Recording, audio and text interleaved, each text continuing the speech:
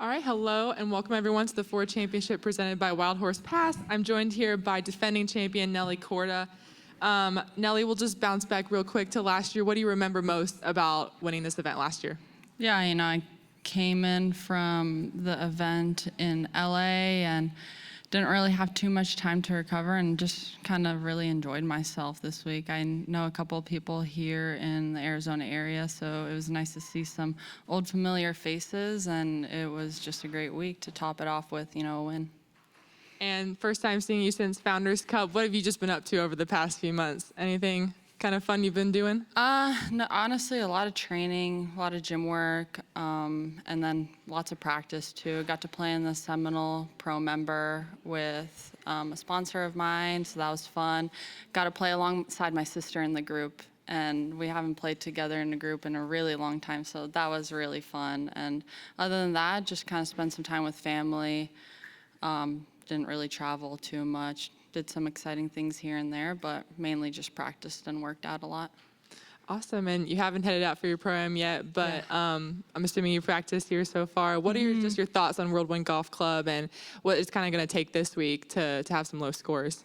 Yeah, it's really pretty. I think there's a little bit more undulation to the greens from what I'm used to in Arizona, but I haven't played it in the afternoon, so I'm intrigued to see how different it plays. I've been first off Monday and Tuesday, early morning riser. Just didn't want to wait in the practice rounds. And I just intrigued to see how firmer it plays in the afternoon as well. So you just kind of have to adjust with the morning and afternoon rounds, usually in the desert. All right, I'll open it up here. Sarah? I know having that second kind of off season, a little bit longer, considering you play all the way through December and into early January, is always a refresher for you.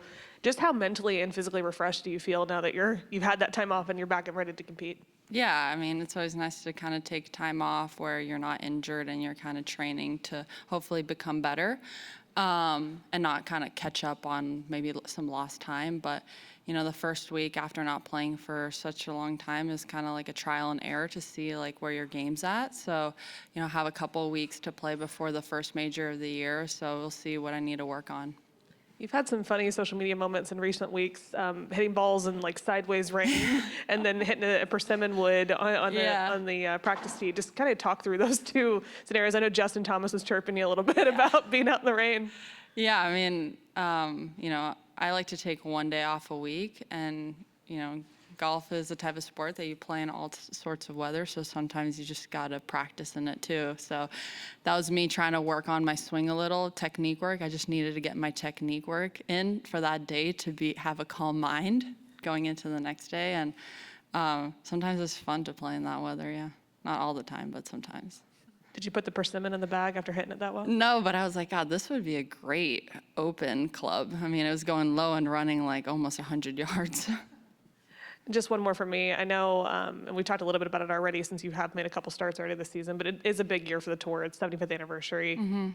You've been obviously a player that's really carried that legacy forward in the last few seasons. How excited are you just to see what develops over the next few months of LPGA Tour competition in such a historic season? Yeah, I mean, it's so hard to win out here. The competition is just getting better and better every year. Everyone's getting really smart. They're smarter with their bodies. They're smarter with the way that they're playing the game.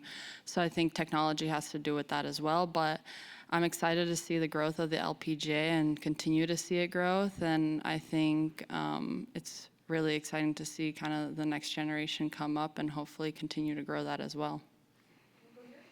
Hey, Nelly. Hey. Your brother Seb plays Djokovic later today in the Miami Open. I'm wondering if you're going to have some time to watch that and any predictions for the match? Yeah, I'll tune in. It's so funny. I usually you watch it on like tennis TV or on TV, but live scoring is always ahead of it. So I watch the live scoring while I'm watching him because I want to know how the outcome of the point before the point even happens. So I'm always like a nervous wreck when I watch him, but I will definitely tune in to today because I have major FOMO. Everyone's there, so I'm the only one not there, but I'll be watching. Hi, Nelly. Nick King from Arizona's Family here in Phoenix. How different is it when you're coming to a tournament as the reigning champion, but it's at a different course? Like, do you have similar feels of coming back and good vibes, or is it very different? Yeah, I mean, I love coming to Arizona. You know, I've competed here a number of times, even just as a junior as well. But yeah, I've had a couple instances where, you know, I've defended at different golf courses, and you know, you just kind of have to take that with a grain of salt and just go out, have fun, compete, and see where it takes you. Obviously, you were a household name before last year, but just the way that last year unfolded, I'm wondering how different life might feel in terms of kind of a celebrity, and when you're just traveling wherever, like how much more you're recognized and how different life might be. Yeah, definitely a little bit of a change in that sense, but I think the people around me have kept me really grounded, so they're a great escape. And I'm the type of person that likes to train, practice a lot, and then go home. You know, I'm a homebody, so outside of that, you know, I haven't seen a big change, but definitely a little one when I'm traveling. A lot more people recognize me.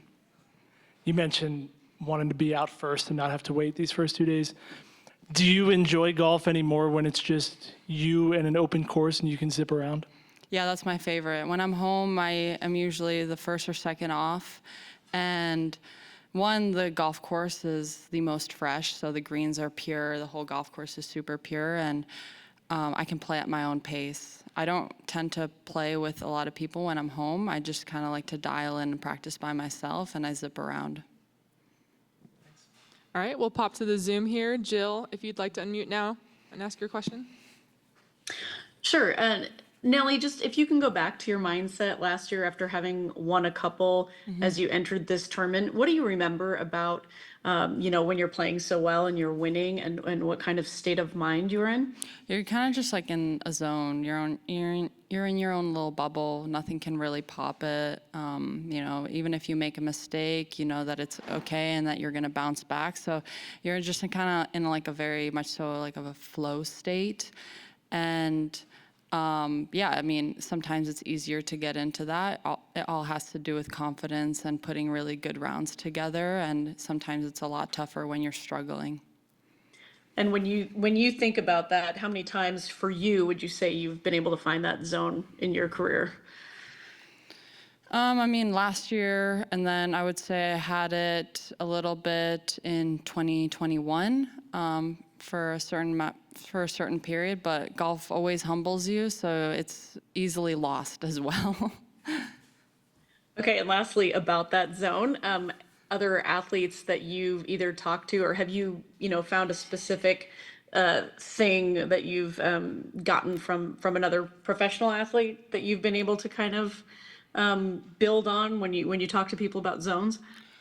No, I have, thankfully, and I'm so grateful for the family that I have because they've all kind of been through that. So, you know, I can always just like pick their brain on, you know, what has helped them and what has hurt them. So, and then also having a great support system around you that's traveling with you week in and week out. So my coaches, my physio Kim, my caddy Jason. I mean, this is our 8th year together. Out of all of I think I have all of my wins with him too. So having like comfort and people around you kind of puts you at ease and in a good mental state. Okay, and one last follow-up on that. Having had the same caddy, how much, I mean, obviously you see men's tour, women's, like, a lot of caddy changes sometimes. How much do you think that has played into your career? Yeah, for sure. I mean, I'm so grateful for Jason. I mean, he's one of my best friends. He's like my big brother. And I'm just grateful for the ride that we've been on because there have been a lot of ups and downs. But the most important is that like, he's stuck with me through it all. And he shows up even when I'm down. And no matter what, like, he's a great teammate. Thank you. All right, Beth Ann, if you want to unmute now and ask your question. Yes. Hello. Hi. You were talking about training a lot in your little second off season. I'm wondering what you're specifically doing.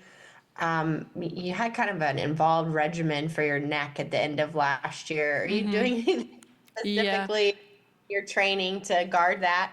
Yeah, just my entire body. I mean, golf is pretty demanding on your body, it being a one-sided sport. So, trying to even it out as much as possible. I mean, you don't want to even it out completely because those, like, the way you swing and those are, like, at the end of the day, that's your DNA as well. So just training it so that the longevity of my year is the way I want it to be, and that, I know that there is going to be an issue here and there, but more of the fact that I just want my body to be it's not going to always be 100%, but if it's 60, 70%, then it's great.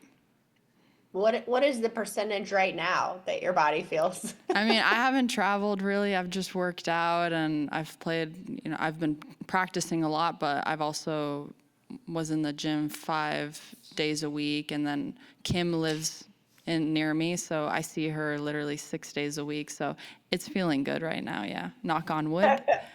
You never know. And then this course has been known to have a lot of really low scores. Do you like birdie fests, and how low do you think you have to go to win this week? Unsure on the number. I think that's kind of like the trend of golf here in Arizona. I mean, the weather's usually perfect, the grass is usually perfect as well, so that all sets up for low scoring abilities. And then it's hot, so it flies really far. So, the par fives are pretty reachable. Do you like that kind of golf though, birdie fest?